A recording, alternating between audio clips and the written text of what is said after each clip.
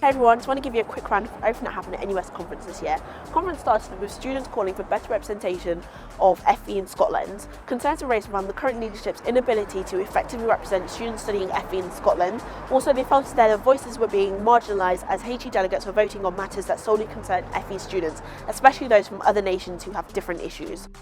Demands were made for NUS to make a more targeted approach to effectively represent students studying FE in Scotland. Next, we went on to discuss delegates' concerns around the support and development of the National Society of Apprentices. It was felt that with the change in leadership this year, it may mean that this is something that will be deprioritised for new ambitions. Now, personally, I can only hope that the new officers do continue to support the apprentices, as this is a group that feel largely underrepresented and would really benefit from the support of an organisation like NUS. Calls for the dearly departed EMA were also voiced at conference this year.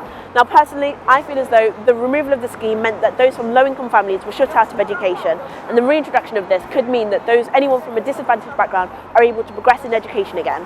Now, one of the most notable comments was made by Piers, who is the current Vice President of Society and Citizenship, who said, "Without FE, there is no HE." So later in the conference, we moved on to talk about housing, which was the section I was most looking forward to.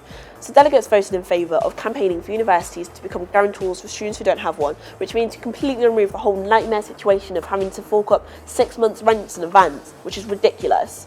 Also, delegates agreed that NUS should lead on the campaign to reduce the cost of rent in the private rented sector, which is great news, especially for students living in London. The most contentious and difficult debate throughout conference was without a doubt motion 705, whether or not NUS should introduce a trans officer for the first time.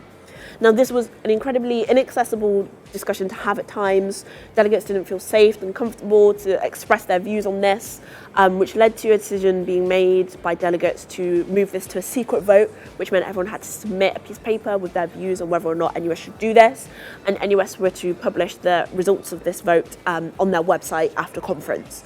Now, unfortunately, the results haven't been published yet, and officers aren't really talking about it at the moment, NUS officers that is, but I have spoken to the current president of NUS, who is Tony Pearce, and she has confirmed that unfortunately this motion did fall, which means that NUS will not be introducing a trans officer this year, but it could be something, and is likely to be something, that is brought back to conference next year.